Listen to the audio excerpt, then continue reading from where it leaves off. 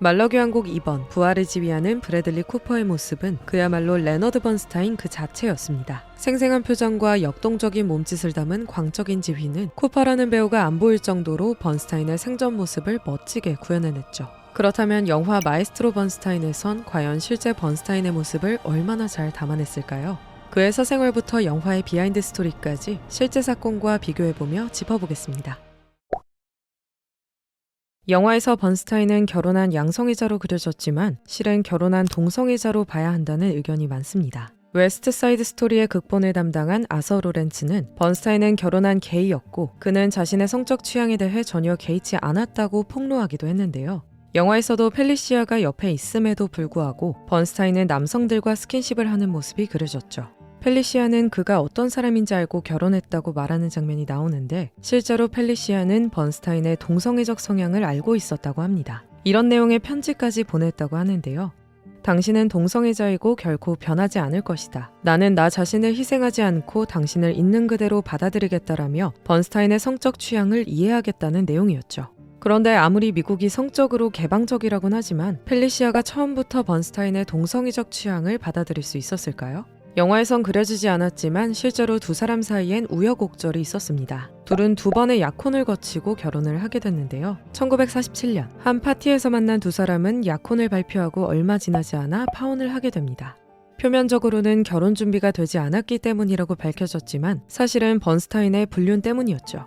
이후 펠리시아는 여러 연극에서 함께 공연했던 리처드 하트와 연인 관계를 맺으며 그와 결혼하나 싶었지만 갑자기 하트가 병으로 사망하면서 둘의 관계는 끝이 나게 됩니다. 이후 펠리시아는 7개월 만에 다시 번스타인과 만나 약혼을 하게 되었고 그렇게 둘은 1951년 결혼식을 올리게 된 것이죠. 그렇게 행복했던 결혼 생활도 잠시 1976년 번스타인의 소문이 자녀들에게까지 타격을 주기 시작하자 펠리시아는 그에게 자신과 톰 코스란 둘 중 하나만 선택하라고 말합니다. 그러자 번스타인은 집을 나와 톰 코스란과의 동거 생활을 택했죠. 영화에서도 화난 펠리시아가 번스타인의 베개와 구두 등을 밖에 두며 별거를 암시하는 걸로 그려졌습니다. 그러다 1977년 펠리시아가 폐암을 진단받자 번스타인은 코스란과의 관계를 끝내고 그녀에게 돌아옵니다. 펠리시아에 대한 죄책감과 후회로 가득 찬 그는 펠리시아가 죽기 전까지 그녀의 곁을 지켰죠. 실제로 펠리시아가 커버를 장식하고 있는 이 럴키엠 앨범은 번스타인이 직접 지휘해 녹음한 앨범인데 그는 이 앨범을 펠리시아에게 헌정했습니다. 영화는 흑백과 컬러의 대조를 통해 두 사람의 사랑의 굴곡을 그려냈습니다. 첫 만남부터 결혼 초기까지는 흑백으로 연출되고 두 사람의 갈등이 시작되는 순간부터는 컬러로 전환되죠. 색채의 대비는 물론 음악적으로도 암시한 부분이 있는데 바로 말러 교향곡 5번 사악장 아다지에토가 흐르는 장면입니다. 흑백에서 컬러로 전환되는 사이에 아다지에토가 흐르는데 말러가 가장 사랑했던 시기에 만든 아다지에토로 두 주인공의 행복한 신혼생활을 그려내는 효과를 가져갔죠. 하지만 노래가 점점 끝나가면서 영화는 컬러로 전환되는데 아다지에토 이후 비극적인 길을 걷게 되는 말러처럼 두 사람의 결혼 생활도 비극으로 향해 갈 것이라는 걸 암시한 부분이라고 볼 수 있겠죠.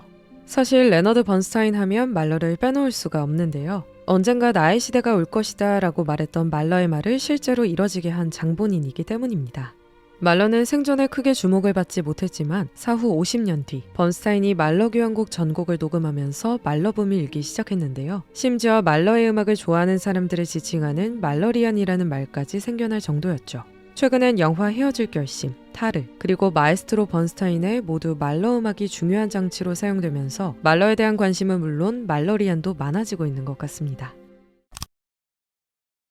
영화에서처럼 번스타인은 전화 한 통으로 뉴욕 필하모닉에 데뷔합니다. 당초 뉴욕 필하모닉을 지휘하기로 예정돼 있던 브루노 발터가 독감에 걸리면서 번스타인이 대타로 뉴욕필을 지휘하게 되었죠. 영화에서는 번스타인이 뉴욕필 이후 탄탄대로를 걸은 것처럼 연출됐지만 사실은 이후 10여 년간 굉장히 힘든 시기를 보냈습니다. 번스타인은 다른 지휘자들보다 비교적 나이도 어리고 지휘 경력도 짧았던 탓에 공식 지휘 자리가 주어지지 않았죠. 객원 지휘자로 생활을 이어가야만 했는데 이마저도 일이 적게 들어오는 탓에 번스타인은 이스라엘까지 건너가게 됩니다. 거기서 팔레스타인 오케스트라를 지휘하며 지휘 경력을 조금씩 쌓아갔는데요.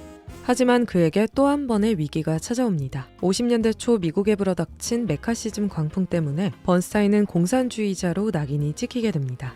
FBI의 끊임없는 감시를 받으며 블랙리스트에 올랐고 심지어 그의 음악도 해외 국무부 행사에서 연주가 금지될 정도로 큰 타격을 받았는데요.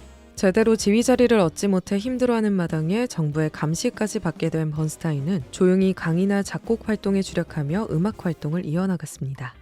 이후 50년대 중반에 들어서면서 그에게 인생 역전의 기회가 찾아옵니다. 번스타인은 1954년 CBS 음악 프로그램에 출연하며 큰 인기를 얻게 되었는데요. 그의 중저음 보이스, 열정적인 지휘 동작, 잘생긴 얼굴은 미국 전역에 알려지며 단숨에 클래식 스타덤에 올랐습니다. 이 방송을 계기로 그가 그토록 꿈꾸던 뉴욕 필하모닉 상임 지휘자 자리에 오르게 되었고 이후 그가 작업한 뮤지컬 웨스트 사이드 스토리까지 대박이 나며 그의 음악 인생의 최대 정점에 오르게 된 것이죠.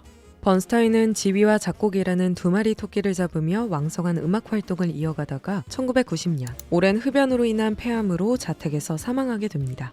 명성만 놓고 보면 쭉 탄탄대로를 걸었을 것 같은데 꽤 반전으로 다가오죠.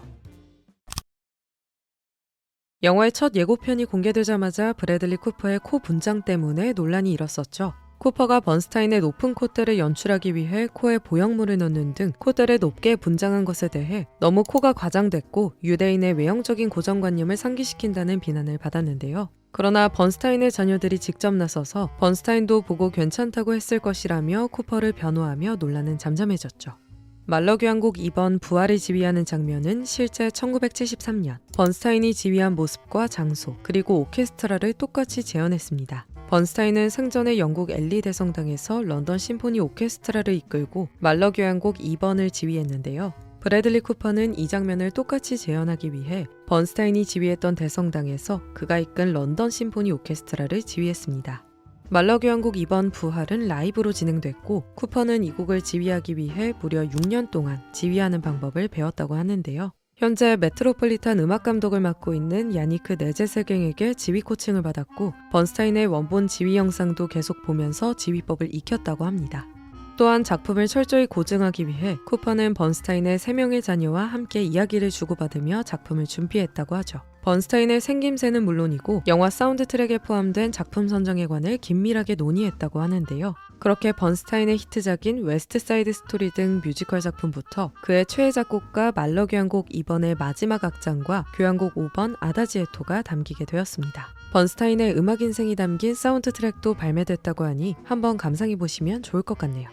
번스타인과 펠리시아의 결혼 이야기, 그리고 번스타인의 내밀한 사생활까지 그의 생애 전반을 담은 영화 마에스트로 번스타인을 본 여러분은 어떤 감정을 느끼셨나요? 평소 번스타인의 음악을 즐겨 듣고 좋아하셨던 분들이라면 더욱 복잡한 감정이 느껴지실 것 같은데요. 여러분의 생각을 자유롭게 댓글로 공유해 주시고 이번 영상도 재밌게 보셨다면 좋아요와 구독 부탁드립니다. 그럼 다음 영상에서 만나요.